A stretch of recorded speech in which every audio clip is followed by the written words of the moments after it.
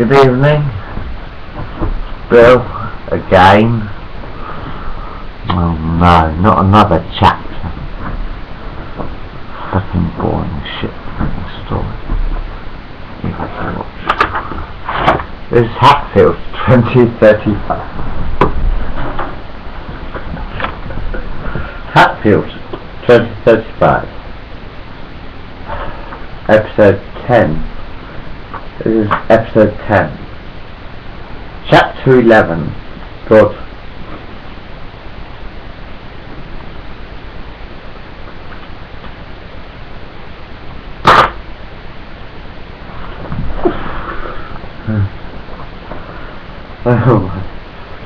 Cole clutched his vacuum cleaner close to his chest.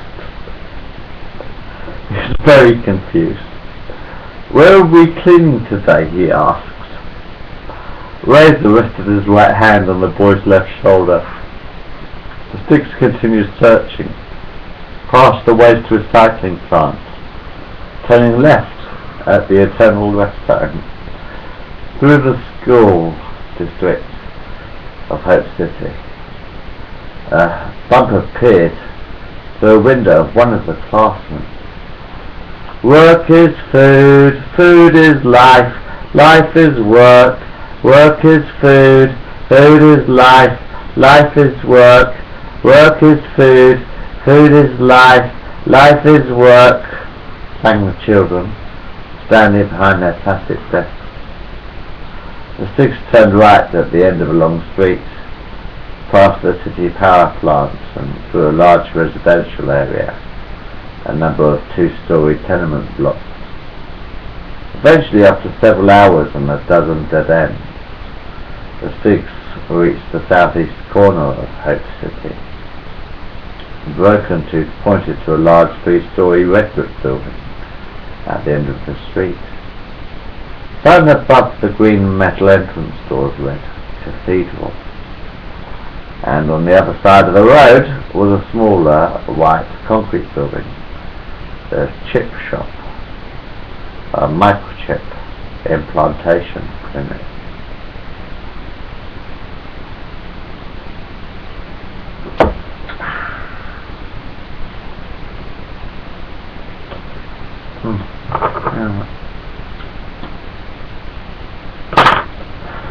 The sticks stood outside the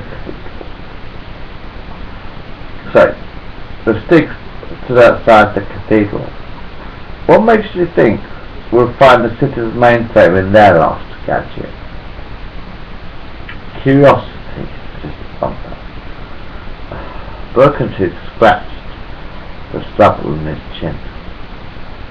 "All of the workers go to chapel when they finish their shifts, don't they?"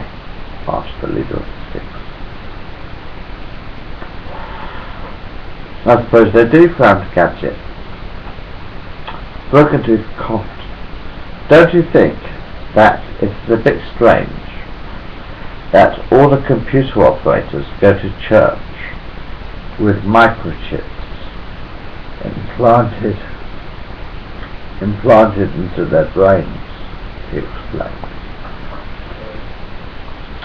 The six walked down the aisle of the cathedral, past rows of black plastic pews, towards the altar, above which was a large flat digital screen.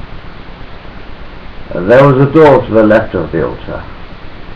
Behind the door was a small office, the vestry. A young man wearing a dog's collar and a plain grey suit stared at the cleaners. "You were supposed to come back yesterday," he frowned. "What happened to you?" "We had a problem with..." Broken Tooth bit his bottom lip. Never mind, huffed the bishop. "You're here now." Cole plugged his vacuum cleaner into a socket in the wall and began hoovering. The clergyman continued typing this evening's sermon on the computer console. "Where exactly is God?" asked Razor.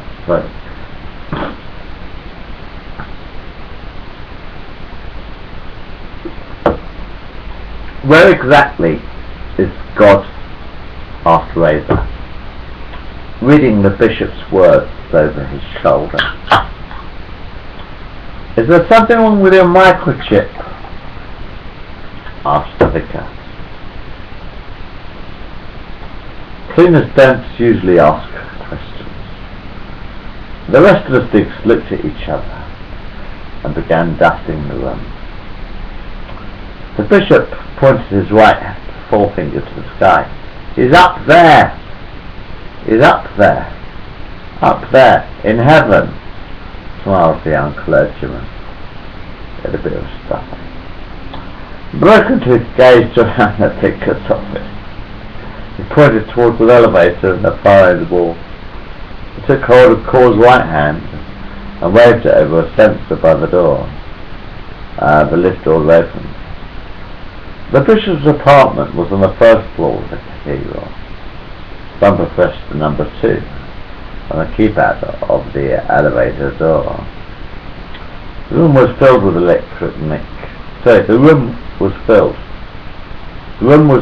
electronic equipment. Grey boxes with rows of flashing lights. A large computer screen hung on the wall opposite the elevator. Gadget sat down at a plastic desk in front of the screen and tapped a few buttons on the keyboard. The computer screen lit up. Government Occupational Database. Say that again. Government Occupational Database. A list of Hope City's residents appeared on the monitor. G-O-D. G-O-D, smiled Broken-Tooth. I think we've just found God. Pulled up a chair.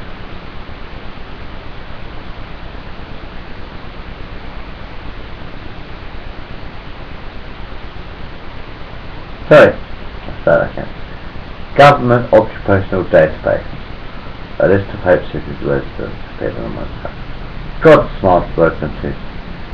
I think we've just found God, chuckled the Stig's leader, pulling up a chair.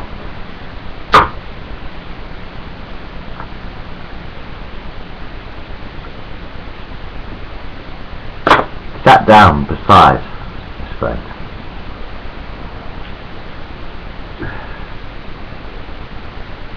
Core continued dusting.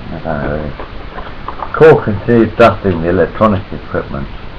He was very happy.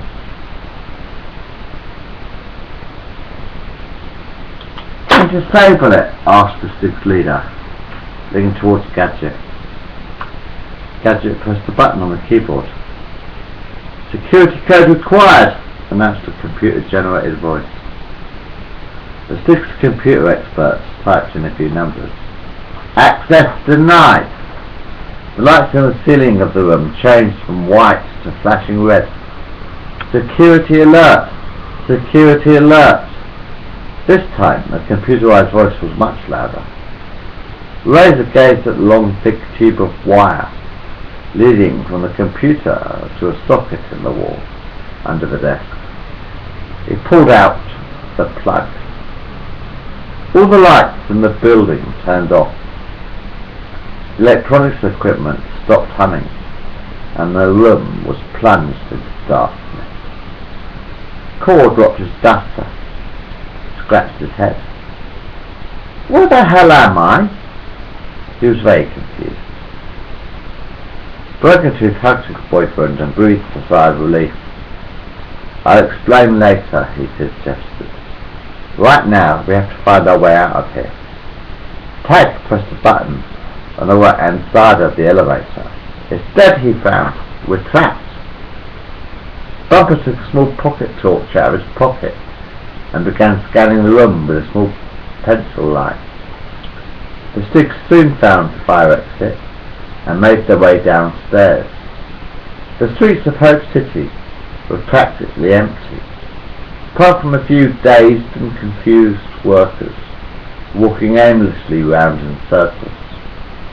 Broken Tooth, Bumper, Razor's Tag, Gadget and Core were standing in the business district, gazing through an office window. All of the computer operators were sitting at their plastic desks, staring at blank screens, waiting for God. Gadget leaned over Broken Tooth's left shoulder. "I'm staying behind," he whispered into his friend's ear. "Why?" asked the leader of the Six. "Maybe I can reprogram the city computer to wake up these zombies," suggested Gadget. "I've always fancied playing God," he chuckled.